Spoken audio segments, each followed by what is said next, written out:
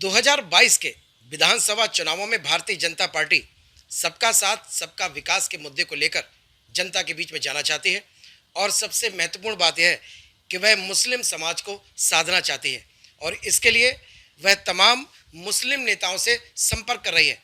आज हमारे बीच में ऐसे ही एक मुस्लिम नेता बीजेपी के नेशनल लीडर और साइंटिस्ट डॉक्टर ज़हीर खान हमारे बीच में है और आज उत्तर प्रदेश के जनपद कासगंज में वो पहुंचे हैं और मुस्लिम समाज को एकजुट करने में लगे हैं बीजेपी को ज्वाइन कराने के लिए। हमारे साथ मौजूद है डॉक्टर ज़हीर खान जी। डॉक्टर साहब, आपका बहुत बहुत स्वागत है ईटीवी भारत में। सबसे पहले तो ये बात कि आप किस तरीके से मुस्लिम समाज को साथ पाएंगे बीजेपी के लिए? देखिए, बीजेपी की साफ नीति है सबका साथ सबका विकास, और ये सबका साथ सबका विकास जो माननीय प्रधानमंत्री जी जो लेके आए हैं, मुसलमानों को विश्वास दिलाने के लिए लेके आए हैं। ये साफ नीयत की सरकार है, कोई संदेह नहीं होना चाहिए मुसलमान भाइयों को, क्योंकि हमारे माननीय प्रधानमंत्री जी बड़ी मेहनत कर रहे हैं। जब से प्रधानमंत्री बने 7 साल पूरे हो चुके हैं और काफ़ी विकास हुआ है देश का इस पीरियड में।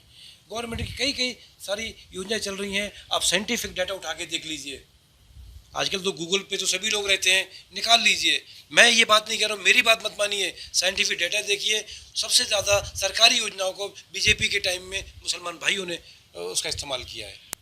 आप बीजेपी के नुमाइंदे बनकर उत्तर प्रदेश में मुस्लिम समाज को बीजेपी के लिए एकजुट करने आए हैं। कोई दो काम मुझे बता दीजिए जो बीजेपी ने मुस्लिम समाज के हित में किए हो। देखिए, एक तो सबसे बड़ा मसला हुआ है जो हमारी बहन ईशा जहाँ को तलाक दिया गया था और फिर वो सुप्रीम कोर्ट में भी मामला चला। फिर हमारे प्रधानमंत्री जी ने जो है कानून बनाया ट्रिपल तलाक का, वो यकीनन तारीफ़ के काबिल है। देखिए, मैं बता दूं, जो ट्रिपल तलाक का जो मामला था वो मुस्लिम कंट्रीज़ में भी नहीं था इस टाइप से। हमारा जो पर्सनल लॉ जो है इंडिया का, उन्होंने भी ध्यान नहीं दिया। अब सब लोग उसको अप्रिशिएट करते हैं। इवन इस्लामिक कंट्री पाकिस्तान है, पाकिस्तान में भी ये कानून नहीं था इस टाइप से कि ट्रिपल तलाक इंस्टेंट ट्रिपल तलाक दे दी जाए। तो मैं उनका धन्यवाद करूंगा प्रधानमंत्री जी का। आप यूपी में बीजेपी के लिए मुसलमानों के साधने की बात करते हैं, लेकिन इससे पहले जो विधानसभा चुनाव हुए उसमें बीजेपी ने किसी भी मुस्लिम समाज के एक व्यक्ति को टिकट नहीं दिया विधायकी का। क्या कारण है? फिर आप किस बिहाफ पर, किस मुंह से आप जो है मुस्लिम समाज में जाके बीजेपी के लिए कहेंगे कि आप बीजेपी को सपोर्ट करिए? देखिए, कोई भी राजनीतिक पार्टी जीतने के लिए टिकट देती है, हिंदू मुस्लिम नहीं देखती है। लास्ट टाइम पे हमने सर्वे किया था, सर्वे रिपोर्ट में ऐसा आया था कि अगर हम मुस्लिम भाइयों को टिकट देते हैं तो वो हम हार जाएंगे वो। और अब सिचुएशन चेंज हो गई है, बंगाल में भी टिकट दिया गया है, यकीनन यूपी में भी टिकट दिया जाएगा मुसलमानों को। देखिए, जो भी पार्टी जीतने के लिए टिकट देती है, मुसलमान भाई अगर वोट देते हैं अपने कैंडिडेट को, तो बीजेपी आगे से आके टिकट देगी उसको। जीतने के लिए टिकट दिया जाता है, यहाँ हिंदू मुस्लिम की कोई बात नहीं है। आप वेस्ट बंगाल में भेजे गए भारतीय जनता पार्टी की तरफ से, उसका रिजल्ट भी काफ़ी बेहतर देखने को मिला। आपको क्या लगता है कि उत्तर प्रदेश के विधानसभा चुनावों में आपको भेजा गया है तो क्या रिजल्ट रहेगा? मुसलमानों का जो वोट प्रतिशत है वो बीजेपी की तरफ बढ़ेगा? यकीनन बढ़ेगा, और हम क्लियर मैसेज दे रहे हैं। और अब ये देखिए, अब मुझे लगता है यूपी का जो मुसलमान है ना, बहुत चालाक हो गया है। कांग्रेस ने 70 सालों में लेमन चूस दिया। लेमन चूस होता है मीठी गोली चूसते रहो, कुछ मत करो, जाहिल रहो, कुछ भी डेवलपमेंट नहीं किया है। अब आए मायावती की सरकार आई, अब अखिलेश की सरकार बीच में थी। सब लोगों ने बेवकूफ़ बनाया है मुसलमानों को, कुछ नहीं किया है मुसलमानों के लिए। अरे अखिलेश यादव जो अपने पिता का नहीं हुआ, अपने चाचा का नहीं हुआ, तो मुसलमानों का क्या होगा? उनकी पार्टी के बहुत ही सीनियर लीडर आजम साहब बड़ी तकलीफ में रहे, जो भी रहे, मैं उस पर ज़्यादा चर्चा नहीं करूँगा। साथ देना चाहिए। अगर मेरे भाजपा परिवार में किसी को तकलीफ आती है तो मैं 24 घंटे उसके लिए खड़ा रहूँगा। तो साथ देना चाहिए था। बड़ी शर्मिंदगी की बात है, कुछ नहीं किया उन्होंने मुसलमानों के साथ। तो अखिलेश यादव आपके मुख्य प्रतिद्वंदी है क्या 2022 में? नहीं, हम लोग तो नहीं मानते हैं। हमारे लिए तो हमारी पार्टी है, हम किसी को देखते नहीं हैं। यकीनन 2022 में बहुमत के साथ बीजेपी अपनी सरकार बनाएगी इंशाल्लाह।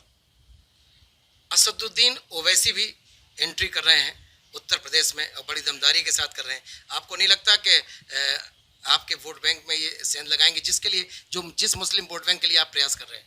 अरे उन्होंने तो वेस्ट बंगाल में भी आके गए थे, एक भी सीट नहीं मिली उनको। तो उनकी कोई कोई वो कंपटीशन में कुछ भी नहीं है। मुसलमान समझदार हो गया है। अच्छा, ऐसा कहा जाता है कि आपको जय श्री राम के नारे से भी कोई परहेज नहीं है, आपको भारत माता की जैसे भी कोई परहेज नहीं है, तो क्या मुस्लिम समाज में लोग आपका विरोध नहीं करते? देखिए, इस्लाम ने कहीं नहीं सिखाया है। इस्लाम तो प्यार सिखाता है चीज़ें। और जय श्री राम और जय सिया राम में मैं तो नहीं समझता कि कहीं कुरान शरीफ या कहीं हदीस मना करती हो। वो हमारे पूर्वज हैं। मैं आपकी जय में अगर कह दूं कि प्रशांत भाई आपकी जय हो या जहीर भाई की जय हो, तो इसमें धर्म कहाँ से आता है? ये सब गलत चीज़ें हैं। मैंने लोकसभा इलेक्शन में बंगाल में मैं स्पीच दे रहा था, पब्लिक में से किसी ने कहा जय श्री राम, मैं टोपी भी पहने था, मैंने कहा जय श्री राम। मुझे किसी मौलाना ने क्रिटिसाइज नहीं किया मुझे।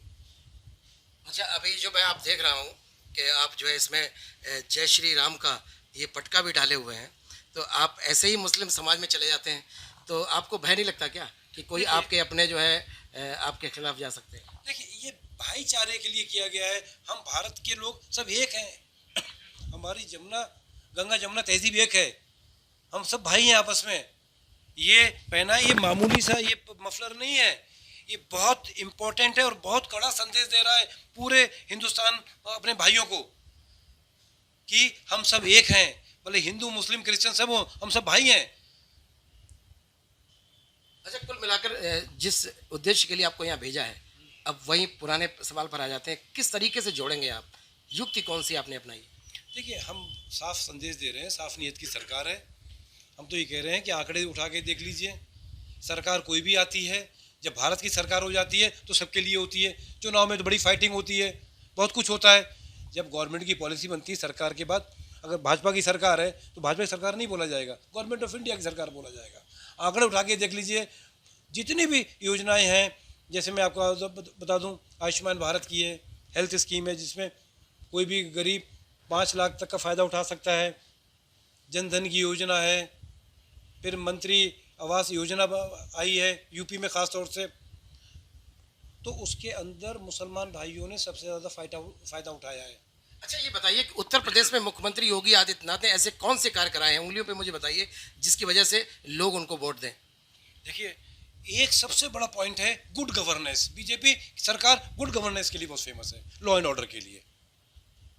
और दूसरा ये है कि अभी कोविड के अंदर, कोरोना के अंदर बहुत ज़्यादा वो थी, बहुत अच्छी तरीके से माननीय चीफ मिनिस्टर जो हमारे योगी आदित्यनाथ जी हैं, उन्होंने बहुत अच्छी तरीके से कंट्रोल किया है।